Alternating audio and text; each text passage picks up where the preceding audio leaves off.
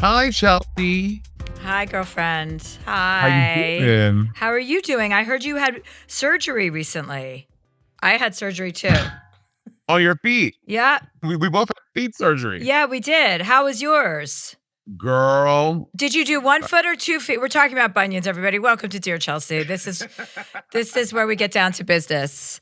I only had them on 1 foot, but I had them, which means I had one on the outside, which is called a bunionette. That's a cute term, a way to put it. Oh, that's very cute. Because it's not a bunionette. full-blown bunion and it comes out of like your pinky toe.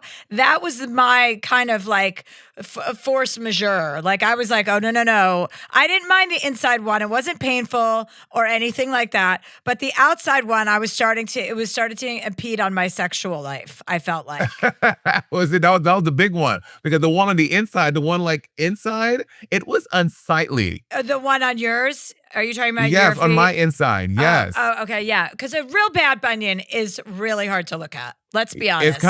It's kind of like a bad bunny. You know what I mean? You don't want to look at a bad bunny either. Yeah, No, a bunny no, rabbit no. or a bad bunny.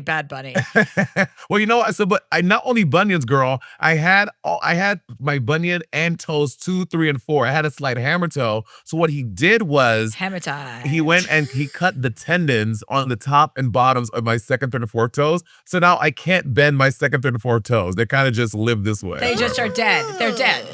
They're dead toes. Do you feel them? No, I don't feel anything down there. I'm like fucking Mr. Deeds. I don't feel anything on those toes. You can stab me in my foot. I also don't feel my foot. Like I rammed it into my pinky toe into a table yesterday or the day before.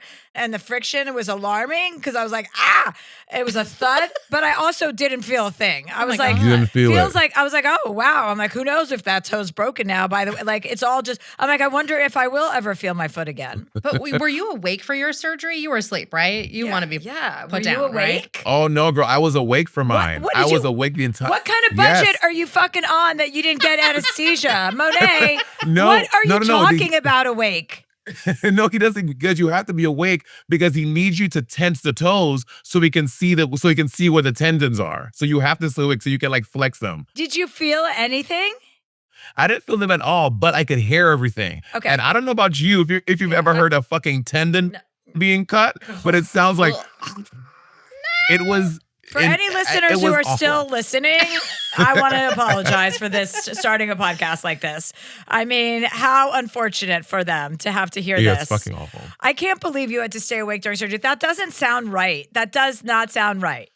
But he was hot though. He was this hot Cuban doctor. So like I was trying to be cute for him too. So even in the most painful, in audibly painful some moments. But first of all, you're not being cute to him. I mean, you're opening up with a fucking bunion and 3 hammer toes. So, I mean, it's not like he's going to be like, you know what I think is sexy? Although doctors are good like that. If that's their specialty, they're not turned off by that. They are. Yeah, right. Doctors exactly. get turned on by you in pain and you at your lowest point. My fucking old dentist, I feel like he would come when he would be knuckle deep in my fucking teeth, just pulling something out of there. I'm like, you're hard. You like this shit. Well, that's a private fantasy of your own. That's not. First of all, you said you were going to send me mushrooms. Let's get on to more fun topics. You said you were going to say, you called me specifically, like, I want to send you mushrooms. And then I gave you my hotel in New York, right? Yeah. And then you dropped them there, but I had gone. So who knows who the fuck has those mushrooms? So you still owe me mushrooms. I got you, girl. Let me tell you, I am a mushroom factory. I am a drug factory. I'm coming to New York. Can you send them to my hotel again? Because I'll be there Saturday. Chelsea, I think we've had this conversation 49 times. I live in LA, girl. Oh. Wait, I thought you lived back in New York We do have now. this conversation 45 times. No, I live in LA. I moved to LA 4 years ago. I live in LA. So then why the fuck are you on a Zoom, asshole? Because I'm in fucking Rochester, New York. Literally the worst place in the world. I'm going there next. I'm doing stand-up this weekend. I'm here. Monet's avoiding you, Chelsea. The comedy club is lovely. Carson Comedy Club is great. The city of Rochester needs to be under fire. Someone needs to strike a match and light the whole city on fire. By the way, Monét X Change is on her comedy tour. She's on a stand-up tour, so you can get tickets for that stand-up tour on your website, right? MonetXchange.com. Monét X Change, X for exchange. There's no XE for exchange. It's Monét X Change.com. So that's where you get your tickets, everybody. And she'll be in Rochester tonight. And by the time this airs, that'll be an old story. Speaking of not feeling shit, so I just got off of a gay cruise with Audra McDonald. What? Audra McDonald and I. Yes. You Audra went. McDonald. I feel like you live on gay cruises. Isn't this like this is not your first gay cruise, is it? This is my fourth one in Right. 6 That's what I months. They love me suspected. on those fucking cruises. But do But you they're love so cruises? fun. But Monét, do you love cruises? See, I only like the gay ones because they're filled. It is literally a 24-hour party. It is nonstop partying, drugs, drinking. It is the greatest time of my life. I'm just with all these hot, fucking delicious men and my boyfriend, and we're just Do you guys sailing hook up the seven with? seas. Do you guys hook up with other people? All gay men We that do. I know have an open relationship. I think they should. Well, we didn't start there. We got there. Yeah, because no, I don't think anyone starts there, but you get there. And yeah, so we do that. So they're great. It was, and girl, we were partying with Audra McDonald. We're like at a white party, Audra McDonald like passing. We're like, woo, hey girl, it's great. It's a good time. And what was she doing? Performing on the ship? Yeah, she did. She just got off a Gypsy and she did 3 shows in one night of just her own concert. It was fucking divine. She's incredible. I Yeah, she I is love that incredible. woman. She is incredible. She's I liked her incredible. reaction to whoever that lunatic or somebody on Broadway. Patty LuPone. When Patty Mhm. LuPone kind of went off on her, and for no reason whatsoever. For no good Did you see reason. that? no, Crazy. on Audra Yeah. McDonald. What did she say? She was like, something like she basically intimated they had some big beef. And Audra Yeah, and McDonald's Audra was I have like, no what? idea what she's talking about, but I'm sorry she's so upset with me. Patty Yeah, LuPone it was did ridiculous. But I Ridiculous. think Patty LuPone might be a little bit off center. She's always got beefs with people. Yeah, she seems Always. argumentative. Chelsea, I need to see you more. I feel like we don't ever see each other. It really breaks my heart when I see you on like hang out with all these fucking loser drag queens. Like you did Delta Work. You did her podcast. First of all, that's not a hangout. I did her podcast. So that means I went to go do a podcast because I was doing press. You talking about hanging out in personal life, in real life, I would be more than happy to hang out with you anytime, especially now for the 40th time I know that you live in Los Angeles. Every time you're like, girl, I'm coming to New York visit for your birthday. Why do I think that you literally live- flew. I don't know. I flew to New York to come to your birthday party because I was like, I have to go to Chelsea's birthday. That's so sweet because I also had one in LA. Did you really? Yes. Oh my God. That is so stupid. I had a birthday party in LA to cover my LA and New York crowds. I mean, my Oh my friends. God. And that is hilarious. I'm going to reimburse you for that ticket. Please don't. Your love is No, enough. but I want you to text me when you're in town. I do want to hang out with you. I love you. I love your energy. You've always got positive vibes. I'm sure your show is fucking amazing. If you're listening to this and you need to be cheered up, go see Monét X Change on tour. And by the way, she identifies as a woman, okay? So don't get it fucking twisted. Chelsea, can you be honest? Have you ever gotten a boner seeing me in drag? No, Everybody like, wow, that's a hot woman. No. I don't get boners from drag. That's not my thing. Okay. I respect drag. I appreciate it. I totally love that people can do that and express themselves in that way, but it's not a turn on for me. Well, but maybe not a boner, but like a jaw drop, Monét. Yeah, like a jaw drop, deserve- like, wow, Monet's stunning. Yes. Yeah, I mean, you are. Yes, a jaw you. drop is a nicer way to put it, or a Yes. better way to put it, I should say. Okay, let's go back to this cruise because I find cruises and ships, as soon as you say the word ship, is where you lose me.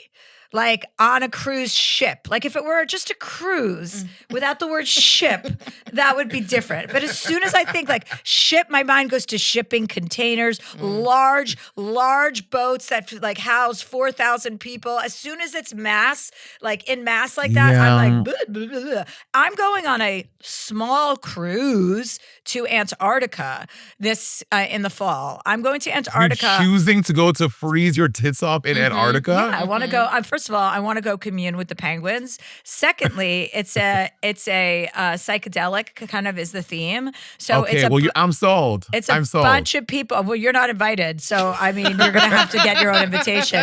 It's a bunch of people who do psychedelics and work in MAPS, which is like all of these kind of researchers and like neurophysicists, neuroscientists who kind of like figure out all of the benefits of shrooming or, like not in your like spare time, but more like medicated sits, like medicine journeys, that kind of under that veil of medicine. But how medicinal plant medicine is and how medicinal LSD, all of those things. So I'm taking one of my friends who's really into that, and we're going, and I'm assuming there's just going to be a lot of fucking acid on board, and that's going to be a great way for me to see penguins. I mean, you know what? So I'm a big acid girl. I've kind of sworn off of acid recently because a friend gave me some edibles, some gummies. A set were mushroom gummies, a set were acid gummies. I was like, great. One night I was home. I was gonna be home. I was home alone for like the next couple of days. I was like, I want to just do some shrooms and watch Spider-Man into the Spider-Verse, which is a great movie to watch shrooms on. And then so I take the 2 gummies, and then like half hour in, I was like, wait, why does it take us so long to fucking kick in? I've had these before. They're great. Come to find out, I didn't fucking take the mushroom gummies. I took the acid gummies. I took 2 doses, 2 tabs, basically. So I was tripping my balls off in my house alone. So they weren't a microdose. They weren't. No, okay, it was I have a the mega best dose. acid. I have the best acid. It's a microdose and it's a sheet of acid. I'm going to give you some as soon as I see you next time. And I have microdoses of LSD, and it is pure and it is great. And I've only had 2 people complain, and I've given it to about almost 1,000. Well, I mean, but Chelsea, I'm big stock. It always takes me 10 times more to get me just as equally high as everyone else. I feel like a microdose won't fucking work on me. Well, That's the problem. a couple. Then you take a couple. You can take up to you can take as many as you want, but I've taken more than 1 in a day. I sometimes take 2, sometimes take 3. But you know what I love about LSD, microdose of these specifically, is that it levels you up. Like if you're hungover or you're exhausted, you wake up and you take one and it just brings you up to the level you need to be to function for your day. If you're at a party or in a party situation and you take one, then it puts you in more of a party mood. It's like you direct the drug. And that's what I love about that. And it's not overwhelming. You're not hallucinating. It's not like that. It's just kind of an upper, a big, good, healthy upper. It doesn't make you feel sweaty. Or sometimes when I do shrooms, I'm kind of off of shrooms lately, although I got a big bag when I was in Vegas this weekend. Somebody gave me a friend of mine brought a huge bag of shrooms. I wonder where those are. And, but shrooms sometimes, like I like real mushrooms, but when you sometimes take a capsule. The pill, I the capsules get are a little bad. bit nauseous when I'm coming up. I don't like that. It's not that. a fun high. It's not a giggly fun. I feel like the It gummies isn't. and the chocolate. It is. I agree with that, Catherine. I agree with that. Yeah. But also, the real ones don't make me yawn. Do you get the mushroom yawns? I just start yawning every 2 fucking minutes. But you yawn when you're coming up on them. That's a thing. It's like you yawn when you're about to get high. Yes, that's how you know it's working. But then it should stop once you're high. Are you continuing? No, girl, I'm yawning the entire time. I'm like, I'm gonna fucking fall asleep on these. You should when I tape take your real mouth ones. shut when you take them. No. How do I fit the dicks in it if my mouth is closed, Chelsea? That's right. I forgot. Which- Sorry. which well, someone use the your other day butt. Can't you use your butt for all the dicks? Just have someone hold it open.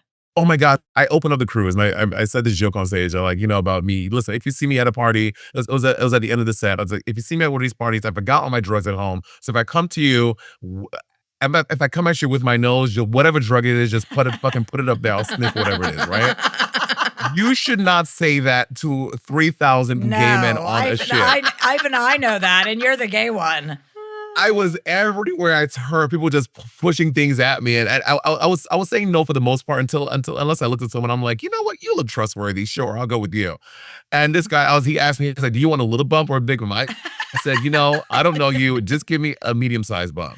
He gave me the biggest bump of ketamine I have ever taken in my life, and I thought it was a little bump. So like 10 minutes in, I'm like, this is a big bump. So I run to the bathroom and I lock myself in a stall and sit there for 30 minutes to let it weigh myself. Break down ketamine for me. I did once take ketamine. I think I snorted it. It was years ago with 2 gay guys, of course. And I was like, I want to see, because that was when ketamine kind of hit the scene and all gay guys were taking it. And they're like, it's great. It's relaxing, da-da-da. And I'm like, relaxing for anal sex or relaxing? Like, I mean, what's the delineation here? And they're like, no, you're going to like it. And I honestly I did a line of it and I was like, I don't really feel that much. So really? Maybe I didn't do, maybe it wasn't good ketamine, or who knows, maybe I didn't do enough. But tell me about ketamine. Like, what is so great about it? So it's like dissociative. So I find I don't like that. That's what I don't like, dissociation. Oh, I do like that though. Cause especially when you're at a club with good music, it kind of lets you it like lets you detach from whatever the music is going on, and like you detach from whatever the lyrics are, and you're just getting hit with the vibes of the music. So like the music feels better, dancing feels a little better. I don't know. It lets you detach a little bit, which I enjoy at a club with music. Wow. I would not want to be in a K-hole at a club. No. But like a little bump at a party, yes. I feel that's And a fine. K-hole is when you do more than a little bump. Yeah, that's a big bump, and you are like you're in your fucking Doctor Strange into the Spider-Verse or something. You are detached, girl. You are because on what another you level. described, like disassociating and letting the beat carry your vibe, is something that I could use when I'm dancing because I don't have any rhythm. So a ketamine, it sounds like I should disassociate from my body because my body's what's stopping me from vibing. It's the only thing in the world I'm self-conscious about. Not the only thing in the world, but it's my one major thing that I'm self-conscious about is my dancing. So I always have to take a drug if I'm going to go dancing so I can just loosen up and not give a shit that I don't have great moves. Ketamine will be great for you. It will be really great well, that's for you. good to know for the next dance party I get forced to go to. But I don't always love snorting things. So have you ever snorted Adderall? I've only ever snorted ketamine. I've never snorted anything else. Okay. I once snorted Adderall, and that was really alarming. It makes you hyper, right? You just get like really hyper. I had to go to a charity event. I had flown in to San Francisco from, I don't know where, somewhere internationally. This was like 15 years ago. And I had a friend who was like, I was like, I'm dead. I have to go speak at this event about this charity I was representing, which actually will, of course, will remain nameless. Otherwise, people will connect the dots. I was like, I'm dead. I can't keep my eyes open. And he's like, do you have any Adderall? And I said, yeah. He goes, snort it. Like, that's the best way to like fucking get it. I got on stage and was talking for 2 hours. I couldn't shut the fuck up. I was so obnoxious. I was so annoying. And then when I had the worst headache the next day for like 4 hours. I woke up and I just felt like a whore on the loose. And I was like, I will never, ever shove that shit up my nose again. I don't think I've ever done Adderall. Oh, that's not true. I've had an Adderall since then, but I haven't snorted it. I would never do that again. I don't know. I don't love shoving shit up my nose the way that I used to when I was in my 30s. I don't like it at all. I hate it.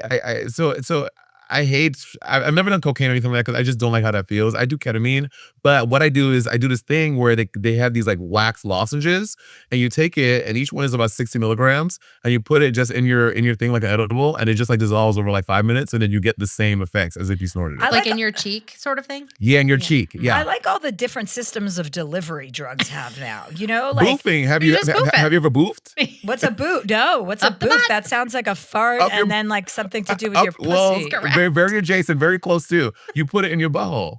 Oh. Just put it in your butthole. And it's like Chelsea. instant. Oh, yeah. I heard stories about, about like, rock stars in the 70s because people would do so much blow that their noses would collapse, the bridge of their nose or the stuff that's inside the cartilage, they would like burn a hole through it. So then they started putting coke up their assholes to get high because then it goes directly into your bloodstream. But why not just do a gummy and wipe it around in your mouth? Doesn't that have the same effect? Or maybe not. It doesn't. I think there's so many beautiful and delicious blood vessels in your asshole. I think that when you get the drugs right there, it just really and takes it right in.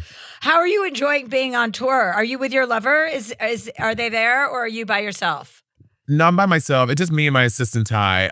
He doesn't really come on the road with me. That was a really big part of our relationship, like growing to discover like how, because I am super independent.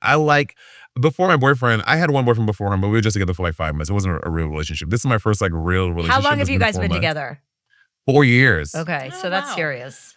Yeah. So he is very codependent. I'm super independent. So finding that balance of like, bitch, yes, I want you to feel valued and me being around, but you have to value my time and my solidarity. So he comes to things here and there. Like he came with me on the cruise, which was 10 days. And so we just did that together. So now I'm going to do this stuff by myself and maybe a few dates in October and November. I think also being on the road by yourself is just a better way. Like people always say they get lonely on the road. I'm like, no, I don't get lonely on the road. I need that time alone where I don't have anything to do all day until the show. I like that. Yes. That is my time to fucking lie on my ass and watch TV. Or if I'm in a city that's worth seeing and going out, like when I went to Europe, I was out and about every day. I never turned the television on, but like if you're in a city that's not happening, then you don't want to expose someone else to that. Yeah, and I want to sit down. I want to fucking read my book, order some Go to fucking the gym. some I room love service, going to go the to the gym in a gym. hotel. That's my Yes, favorite same. activity. I love that's when I get my best workouts in, when my trainer is nowhere to be seen and I'm on my own. So, how have the crowds been? Have you been are there any cities that you've been to that you were really surprised about? Ooh, I was really surprised about Sacramento because I mean I've done drag shows in Sacramento, but you know me doing stand up, I'm only been doing stand up for what since 2021, so for 4 years now. So That's when I started construction on my house, 2021. I've heard about this house, Yes. girl. Yeah. When are you moving in, Chelsea? Great question. I don't know. And like It's unreal. and you're It's Chelsea Handler. It's I know. like if Chelsea Handler It's can't. unreal. It is unreal. I can't believe this is my life. I make millions of dollars a year, yet I am staying in the guest room of a fucking friend's house for 4 years. Which is a great friend. Let me tell you something. Not the There same is friend. no I have one to bounce would- around. By the way, it's not the same friend. I have to keep fucking moving because otherwise I'm going to ruin all my friendships. Yeah, I was like, I would tolerate someone staying with me for maybe a month until I'm like, okay, babes, we got to figure it out. Yeah, exactly. Like a month is my threshold. I'm moving out now. I just got another rental to move out so that I don't overstay my welcome with the friend that I'm staying with because she's been so hospitable. And I really just don't want to we're having a really nice time together. So I want to leave while it's hot. You know what I mean? Yeah. I don't want her to be like, when the fuck is this woman going to get out of my face? Because I don't just come with me. I come with my housekeeper and then my dog person and then my dog. And then it's a whole factory of people that come over every morning to make sure I'm awake and going to my bring everyone over to the house. No, but they have to perform for me because they think because I have no house, so they have to do something in order. They're like, well, you're paying me. I'm never gonna like suspend their payment because I don't have the house. You know what I mean? So I pay them. I've been paying everyone for 4 years to work at my house, but I don't have a house, so they just follow me wherever I go. While I'm in the country, at least. It's a hot mess anyway. You know what I mean? I need to call a podcast like this and get some fucking advice. When I renovated my house, I mean, I bought the house and I was like, you know what? I see all these people renovating houses. I'm efficient. I'm great. I can do it. 2 months into renovating, I was like, I'm way in over my head. I can't do this. I found a friend of mine. He used to be the senior vice president of merchandising for Mac for like 25 years. He had just retired. He moved to LA. He's like, what you doing? I was like, I just bought this house. Renovating is ridiculous. I didn't know what fucking plugs, outlets, or Venetian plastic. I don't know any of these fucking terms. And then he came on and he project managed the whole thing for me. And he is like a rude, nasty, angry gay that just gathered those fucking contractors, and he got it done for me in 2.5 years. Well, I hope I'm you so shoved happy some ketamine straight up his asshole. It's a big thank you. I really hope you did because he sounds like he deserves it. The more people I bring on to this project, the longer it takes. Are you building the Taj Mahal? You would think so. I mean, No, it's cursed because it was RFK Jr.'s house. yeah, it's cursed. Oh no! Yeah. Fuck, girl. That's what, girl. Yeah, they put that. You're gonna be talking like, hey, you're gonna have a crazy voice too. I hope I Chelsea. run into that fucking asshole RFK at some point. I have so much to say to him. Not that he would sit there and listen to it, because I don't think he can even comprehend information. He's so stupid. I mean, and dense. Shove a glass of raw milk in his hand. He and talk needs to him. ketamine up his asshole. Boof him. Yeah, we boof- need to boof boof some raw him. milk up his I'm hole. going to start Or his- boofing people. That's what I want to do. That'll be a good way for me to channel my anger. But sorry. So Sacramento, I love Sacramento. Sacramento's a really good time.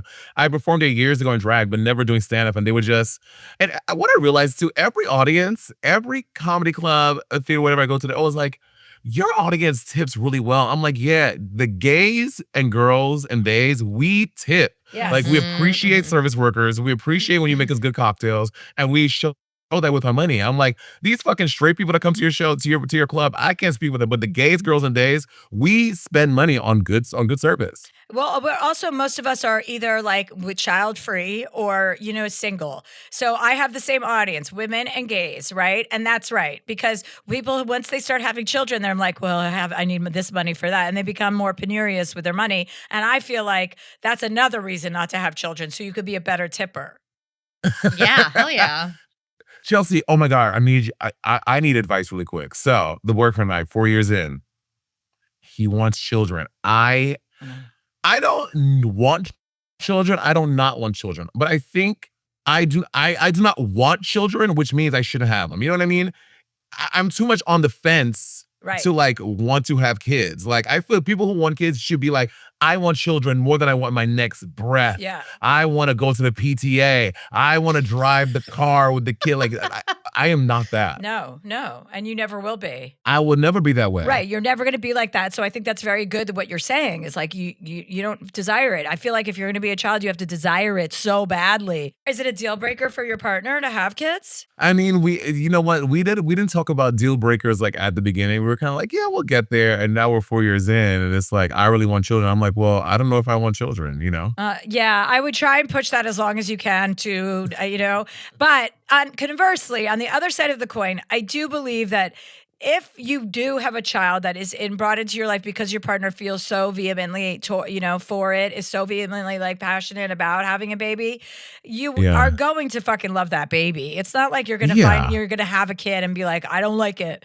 That doesn't happen, Yes, it does. Well, it doesn't happen it doesn't happen to people like us. Like I have children in my life and I fucking deal with it. I don't hate them. I'm not mad at them. I mean, I'm exhausted and I'd rather not have to deal with like stupid shit, but I'm always going to be available to a child and you're going to be the same way. It's just like it's like the kind of people and culture, like part of culture that we are. Like I don't want one and I hear what you're saying, but you're not going to ever I don't know that you're going to regret having a child. If it's something that's so important, like you've got a lot of love to give. And so, like if I met a guy and he had some kids, I wouldn't not date him. I would. And I would be like, oh, this is a nice opportunity for me to kind of be, a maternal figure or like a big sister kind of vibe.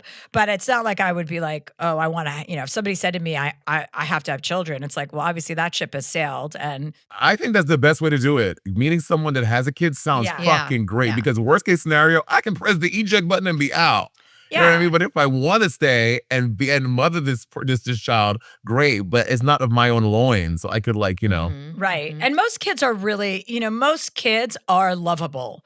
It's hard to find a kid that doesn't deserve love. You've never met my nephew. Yeah, well, I have a couple of nephews too. So that's the thing about like. I'm down to have if we do have a kid, great. What if that motherfucker has the audacity to be straight? Rude. What if I had a straight young man in my house? Some motherfucker walk around my house, scratching his balls, fucking his armpits and shit stink. Like, I now have to raise a straight person? That sounds awful. You're raising an ally then in that situation, right? True. Yes, right. Catherine, that's fair. That's a great point. Fair. You're raising an ally. And then he turns against his fathers when he grows up, and he's like, I can't handle these two homos. He's like, it's enough already with my house. It's too gay.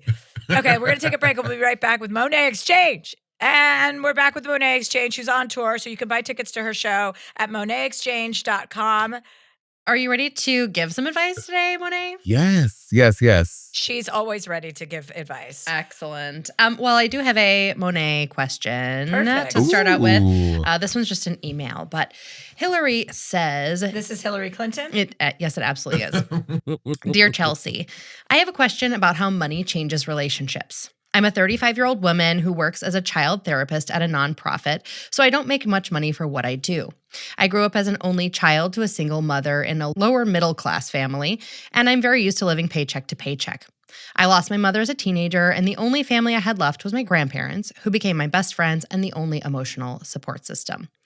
2 years ago, however, they both passed pretty quickly, one after the other. It was a devastating blow and wrecked me pretty badly emotionally. Now I just have my wife and young daughter as my only remaining family. This is where things took an unexpected turn. Upon their deaths, I received multiple requests from people I considered close friends asking for money. They needed help with mortgage, medical bills, and other expenses. At first, I was happy to help, all while trying to establish a boundary that these were simply loans.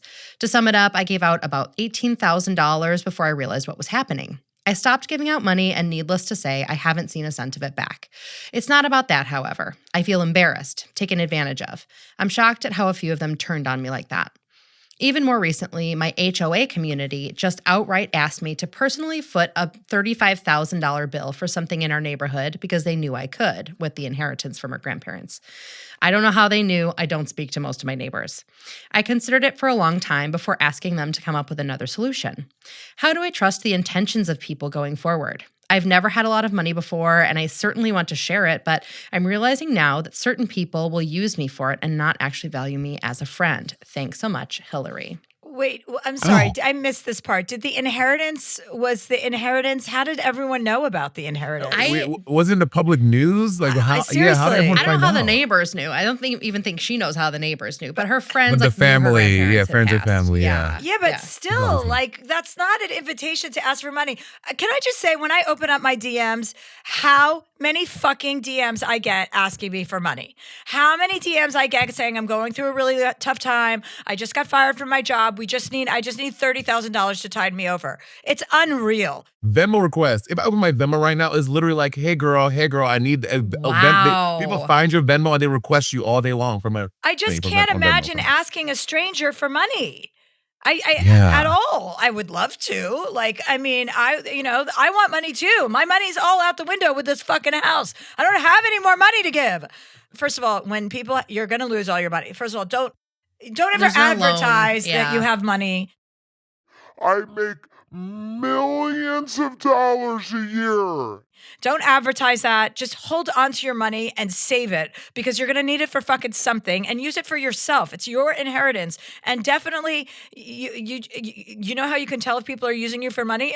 If they're asking you for it. They're asking you for money. Yeah. Like, that you don't give your money away. They're not entitled to that money. Those are your grandparents. Yeah. Period. Yeah, girl. Even if they're friends or family, even if they're family, that money is not yours. The inheritance went to you. However, your grandparent decided to divvy up that money and give it to whoever, that's who it belongs to. It does not belong to your mom or your cousin or sister Keisha, whoever it is. No one is entitled to that money except for you. And again, if you found it in your heart, you were so generous. You've already given $18,000 to your friends and family.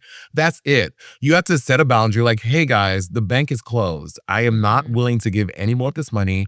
And again, if there's someone that has a really soft space in your family, like a nephew that you really love, and you really want to help them out with whatever, then that's a different story. But to have this open door policy when family can just come and hit you up for money is dead. It's done. No more. Yeah. And why is your community asking you to pay for the fucking road work in the building? Especially That's not crazy. That's so ridiculous. And also, like, there are going to be things that happen in your life where you are going to be able to help somebody out of a really bad situation. And that person should be somebody who's close to you and a friend or a lover or whatever, or a relative that you can help, your child, that, God forbid something happens and you need like all this money. That's what you save that money for. You want to be nice and share the money. That's a very nice sentiment, but donate to charities that you care about then. Donate to homelessness. Donate to food shelters. Donate to children's charities.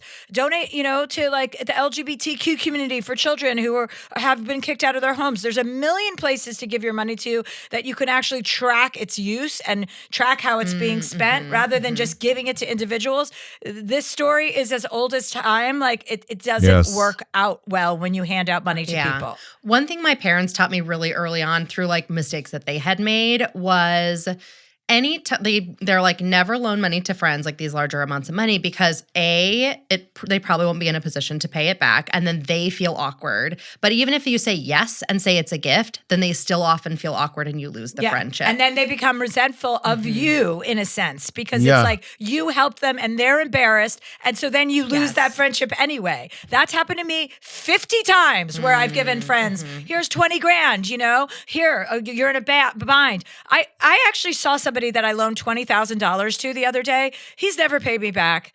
And he doesn't have to. It's fine.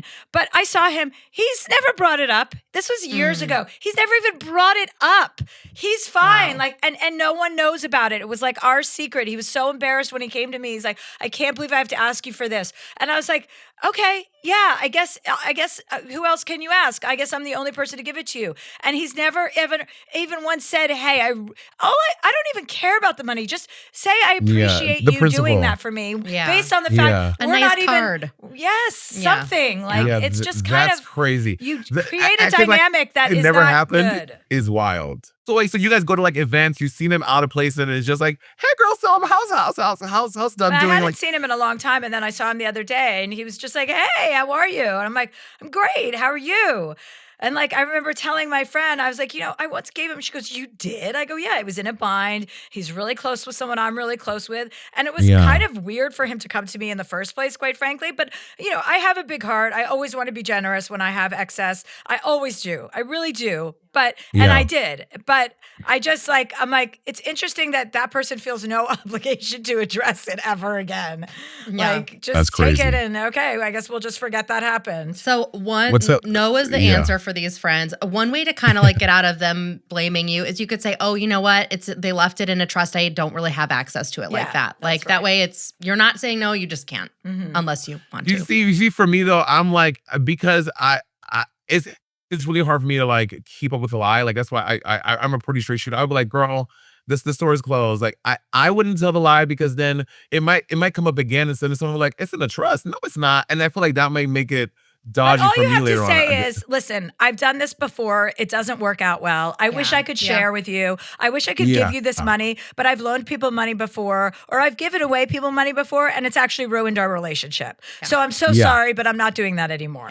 Yeah, people need to understand that boundaries are a real fucking thing. I like just set that boundary, but like, no, girl, it's not happening. I'll take it out to dinner. We can go out to the Applebee's. I'll get you a nice little chicken selects trio deal. I won't be at the Applebee's, but good luck with everything. He'll take you on a cruise. He'll take you to an Applebee's that's actually on a cruise ship. This is a Virgin Voyage, Chelsea. I feel like you will like a Virgin Voyage. It's anyway, a very nice moving ship. along. Well, our next question, and this is a first for us here on this show, but I have a question, and Monét, this may be somebody that you are acquainted with, so I just want to preface with that. They like cruises. Probably. So this question starts, Dear Chelsea, I've been a full-time drag queen for 16 years. Drag has been such a blessing in my life and given me opportunities beyond my wildest dreams. I became the first drag queen in history to perform on all 7 continents, yes, even Antarctica, performed in 35 countries, was Grand Marshal of NYC Pride, ran for city council, and was first drag queen to moderate a panel at the UN. So things have been good. However, at 38 years old, I keep wanting to push myself and try new things to take it to the next level. Challenging myself as a performer is really important to me. When I moved to NYC at 17 years old, it was to pursue a career in musical theater. I got signed to an agent last year to continue this dream, but haven't been able to book anything. All my auditions get great feedback and lots of, oh yeah, love them and their work, but no follow through with getting the job. I've done a lot of different reality TV, but I want to do the real deal work as an actor, comedian, and performer. What can I do to better help these goals and skills and get myself seen as more than a drag queen? Not that I don't love that, but I want people to see me as a more well-rounded performer who's versatile in what I'm able to do. Thank you, Marty Cummings. I know Marty Cummings. Marty, do you guys know each other? I do know Marty for years. Oh my God, Marty, this is our special guest. Monét is our special guest today. And look at these two. They already know each other. We've never had that happen before on this podcast. I know. Monét, call me back. I will not. I would not. I would. Is that one of the people? Is that one of the Marty? Is that one of the people you auditioned for that you didn't hear back from? Yeah, she will cast me, Monét. What? Hello, Monét. Give Marty some advice. Marty is one of the most talented entertainers in New York City. Marty is hilarious. Marty is a great host. Marty's a good singer. So, Marty, are you leading with the drag for these auditions? Like, are you going with like headshots and like profiles of you in drag when you do these auditions? It varies. So my agent primarily sends me out on drag stuff. So they'll send, like my drag headshot, my non-drag headshot. Auditions normally are self-tapes, like in drag, whatever. And the feedback, it's always the same feedback from the casting directors. Oh my God, we love Marty. They're amazing. We love. And then I'll get a call back or whatever. And then I don't get it. And I'm like, okay, girl, you love me, but run me my check. Hello? Do you audition as you, Marty, straight? Not straight. It depends. But it's, you know what I mean? I'm primarily straight. I'm primarily sent out on castings for drag roles and drag characters. There are some, it's after Catherine and I talked, my agent emailed me that this big director emailed them and was like, we really want to see Marty for these 2 roles for his next film. One is drag, one is not drag.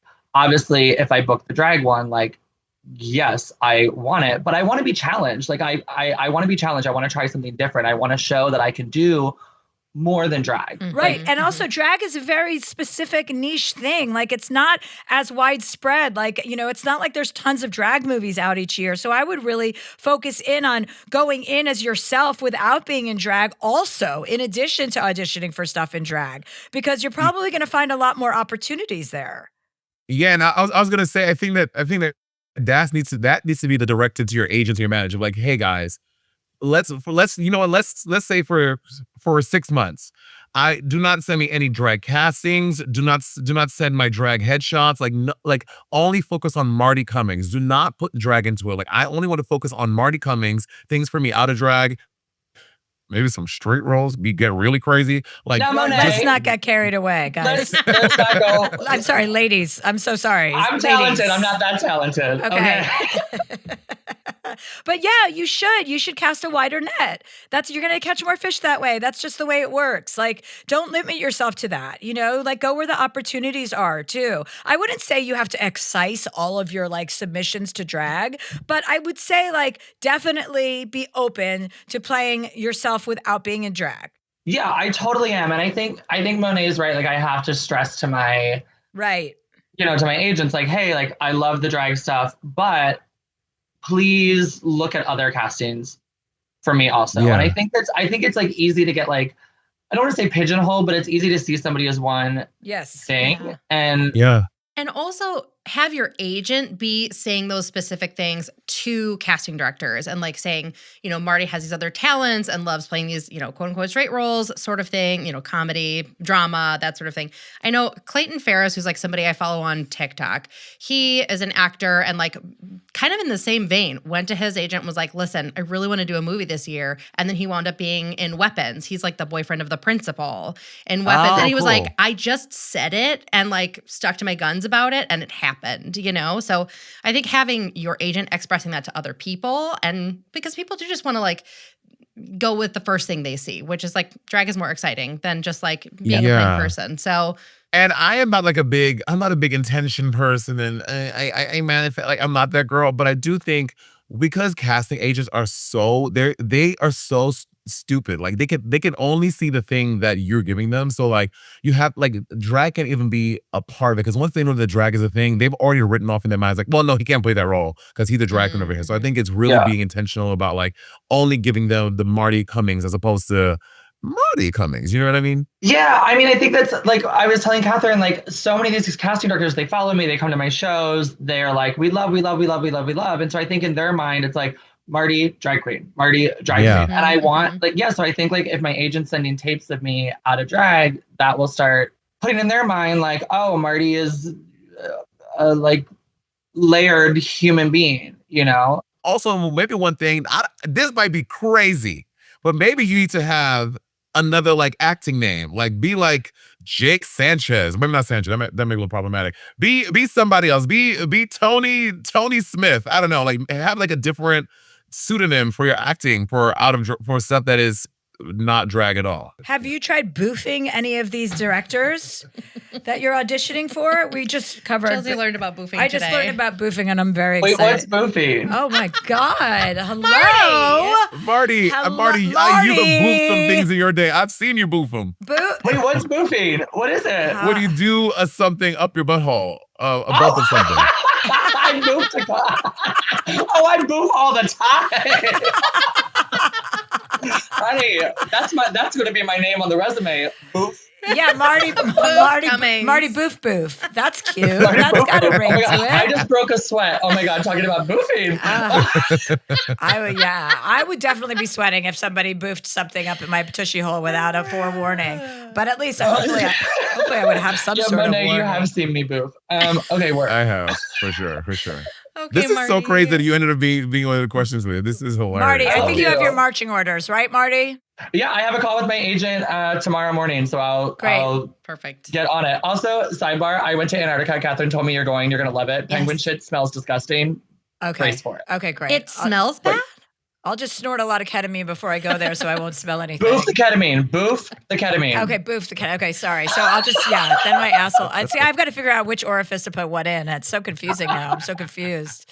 But thank you. Thank you, Marty. I appreciate your call. Thank you, guys. Bye. Thanks. Bye. Thanks. People also sometimes boof alcohol. Like if you, because sometimes you're allergic to it going down in something in here. So Who's allergic to alcohol? I know a lot of people allergic, especially vodka. People are allergic to vodka because of the weed. And so the next move is to put it in your butt?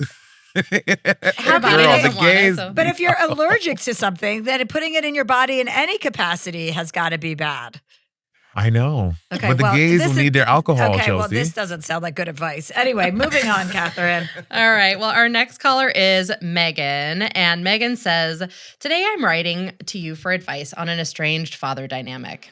I had a very normal childhood until about high school when my father's mental health took a huge hit. Turns out he had been sexually abused by a nun as a child, and about the time I hit 5th grade, my father went off the deep end. He and my mom were separated off and on while I was a teen, with me confronting him over cheating with sex workers and then him destroying my mother financially in the divorce. His family is full of addicts, criminals, and just all-around con men. I've not had contact with my father in the last 15 years, despite him showing up at my workplaces, circling around my block, and just generally trying to make contact. I've never felt emotionally safe around him. Fast forward to this year, when I've started to wonder if I will ever have contact and how I'll feel if he passes away, I happened to Google him and found out he recently won an $11 million settlement in a personal injury lawsuit. Time to contact him. He's been living on disability, running scams, and working under the table to avoid paying off his debts, including tens of thousands he owes my mom in the divorce and 18 years of child support he never paid for my half-sister. My anger was palpable. Him living in a $3 million mansion in Milwaukee, that's a dream home, with a brand new sports car while I'm a struggling teacher and my mom had to put off retirement because he cleared out her 401k in the divorce. While I'm sitting here stewing on this information, cosmically, he just apparently knew what I was thinking about and sent me an email apologizing for, quote, things he had done wrong and asking for contact again. Do I meet with him? Should we have contact with parents just because they're our parents so we don't have regrets? Or should I maintain my boundaries for my own mental health?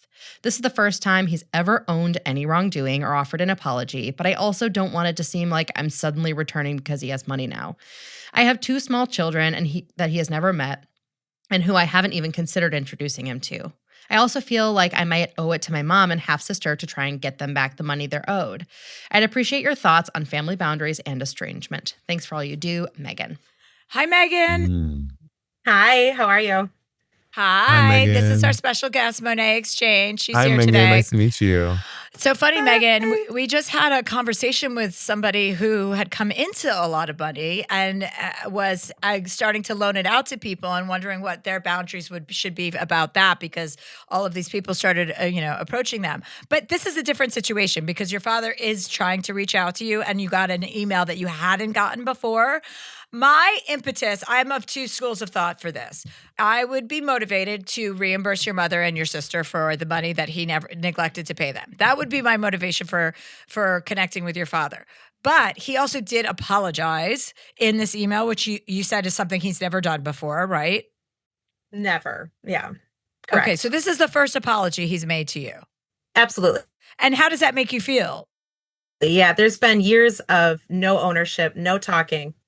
So angry, but also angry for my mother. When I mentioned it to her reaction, like I could just see the disappointment that he harmed her in so many ways and she didn't get any ounce of an apology. And he said that this stemmed from him. He perseverates in this trial of the abuse that happened to him. And he had been rereading the trial and found a letter I wrote to the court. And he had realized first time that I think he recognized anything outside his own world. In all of this, he's the victim in everything. And I think he just for the first time was starting to deal with it. And he's a lonely old man who doesn't have his family in his life. And I think that's really hard and money doesn't solve your problems. So I think that was him reaching out. Mm-hmm. I think that this is a great opportunity for you to say, hey, listen, I know that you've come into $11 million that you want a lawsuit. If you want to speak to me the way that you could speak to me and to move forward in our relationship is to do right by my mom and do right by my sister and catalog all of the money that he didn't pay in child support and alimony. Catalog all of that and reiterate what your mom had to do, how she had to I think you said she didn't retire on time because she had to work, right? Reiterate all of those things and say, this is the decent thing to do. And if and when you do this, if you decide to do the right thing, then I would be willing to talk to you. I'm also going to add an asterisk to that because I have recently learned that in some states, like this is state dependent, so you'll have to figure out what's, with your state. But in some states, if you like the child support stuff never goes away. So if the authorities are let know that he has this money, the money should just get taken out of his account and literally put into your mom's account. It depends on the state, like I said, but some of this money might be able to be, just transferred right over. We found out Wisconsin law doesn't get my sister anything back. Her stepfather is a lawyer, so they looked into it. So there's a statute of limitations on it. Hers is gone. Okay. But my mother has consulted a lawyer and is now going to go forward with it. Great. Yeah. Great. Awesome. Yeah, that's amazing. Yeah, I think that he seems to be in a different place where he's making moves to apologize and amend his wrongs. But for me, a big part of that is the atonement, the reparations for the wrongs you have done. So until he's able to do that, it's probably going to be really hard. For me, I'm going to guess for you, Megan, probably virtually impossible to move on when you are not righting the wrongs that you did, which is giving us this money back. You skipped out on all these years of caring for me and for caring for my mother and all this stuff. So he has to atone to make you want to feel like this relationship is repairable, because right now it doesn't seem like it is. And you come into $11 million in Milwaukee, Wisconsin. You can live off $1 million for the next 20 centuries. $11 million, you'll be just fine if you give whatever he's owed to you, your sister, and your mom to move on, and then y'all can build a family dynamic, hopefully again, or whatever that looks like now that you're grown and you're not a child anymore, whatever that wants to look like for you. And and in regards to him being your father, yes, he's your father, but he's a fucking human being first. So he needs to fix what he needs to do so you guys can all move on and, build something nice, hopefully, if you want that, Meg. What do you think about this, Meg? Yeah, that makes a ton of sense. Okay, good. Let us know what happens. I will. Okay, cool. Well, send him that email and, catalog everything for him so he's not confused about anything. And then, and then the ball's in his court and he can decide. And maybe increase the amounts for inflation. Exactly. Hello, Catherine. Absolutely, girl. Percentage. And pain and suffering and whatever else you decide to throw in there. We actually looked at it. There's a clause in their divorce that he owes interest that was specifically written in. So it actually comes out with interest of 17 years, it comes out to be a lot more for my mom. So hopefully she'll at the very least get that back. Great. Amazing. Great. Well, good, keep us posted, okay? Yes, keep us posted. Thanks, Meg. Thank you. I appreciate your time. Catherine, I have to say, I listen to y'all's pod so often, and I just love your haircut. It's gorgeous. Thank you. I was pink until very recently, and then I chopped it all off about 6 months ago. So, yeah, thank you. I appreciate Looks that. fierce. Fly. Okay, so we'll take a break and come back and do a last. Yeah, I've got a little quickie at the end. So. Okay, we'll be right back with Monét X Change. And we're back live from Rochester, New York. Back and black. We're back and black. we're black and we're all women in here. Yes. Okay, so our last question comes from Braden, and the subject line is, my boyfriend won't shut the fuck up about his job. Dear Chelsea, my boyfriend and I have been together for over 2 years, and I love him very much. We have so much fun together when he gets out of his head about work, but most of the time, he won't shut the fuck up about his job and how good he is at it. Oh. He loves his job and says so all the time. I'm so happy for him and proud of his hard work and success, but it's not the only thing I want to talk about. It can also come off as very braggadocious sometimes, and I can't help but roll my eyes on the inside. We work in the same industry, so part of me wonders if that's why I don't enjoy the conversation. I even try to casually change the conversation sometimes, but still, work seems to be his favorite topic. He is so preoccupied that even when we go out on dates, I can see he's in his head. When I ask what he's thinking about, he replies, work, and then goes into detail. Sometimes he can't sleep at night because he can't stop thinking about work. He acknowledges the fact that his brain never stops working, so that's a positive step in the right direction, I suppose. He really is very successful at his job and constantly winning awards and acknowledgments. I'm so proud of him and try to be supportive, but I can't take this never-ending conversation about work. Any words of wisdom are greatly appreciated. I think you should Brayden. just read that letter to him. I honestly That think you sounds should so just read fucking that letter annoying. to him because you have to be direct about it and you have to be like, nobody wants to hear about somebody's job all day long. Nobody wants to hear about it. Especially when you work in the same No, industry. exactly. Like you've got to have a sense of self. And also, the ingredients to be a successful human being mean that you have to have more than one thing going on in your life. Like not just work. It can't be one dimensional like that. You're in a relationship. There's got to be other shit to talk about. There's nothing I want to hear about all day long except for boofing. Nothing else. There's nothing You and I me wa- both, sister. I mean, now that I know, know what I about mean? boofing, it's all I want to talk about. And it's just so annoying to hear you just talk about your job all the time, over and over and over again. Like, at least like make me bring up something. Like let me give you props about your job. I don't want to hear you bring it up all the time. Let me be impressed by it. And again, I know in this day and age where a lot of my straight girlfriends are dating guys that can't find a job and don't fucking work. I know finding a dude that does have a job is very attractive, but you're on the other end of the spectrum now. He won't fucking shut up about it. So yeah, that seems like a lot. Yeah, absolutely. So I also, this to me a little bit smacks of like, maybe do some testing and see if he's got like either ADHD or some OCD that he can't stop sort of like spiraling and like thinking about work habitually. that's a good idea. Yeah. And That's maybe yeah. if not, then just a little therapy. So And he can if get it out he does there. have any of those things, you can boof him his Adderall or you can boof him some Vyvanse. Just shove the pills right up his asshole. If you have been listening to this episode, everyone, when you get off of this episode, I want you, you're done listening to us, please try putting something in your butt. I'm kidding. I don't want everyone to try that, but if you want to try it, go for it. But I'm not a doctor and I'm also not a therapist. I was listening to Mel Robbins' podcast the other day, and at the end of her podcast, she goes, I am not a doctor. There's a whole spiel about her not being a doctor or a therapist. I'm like, why don't we do that at the end of mine? Oh, like, we've got it in the we did? description. Oh, okay, Yeah, great. Because I was like, she's not even giving advice like I'm giving advice. She kind of just like gives advice and posts it. Yeah, it's like, anyway. Monet, I love you. You're so funny. I love you. You're the best. And I hope you have a great tour. Everyone buy tickets from MonetXChange.com. You can get the tickets there. And also, Chelsea, I want to come open for you somewhere. I would love that. I would love for us to spend a weekend, a romantic boofing weekend together in some in a very exotic locale like Ohio. Oh my God, I'm glomming on to this. Oh my, can I tell you, I hate the state of Ohio. What an awful place. Cleveland, Columbus, they're all of it is Cincinnati. awful.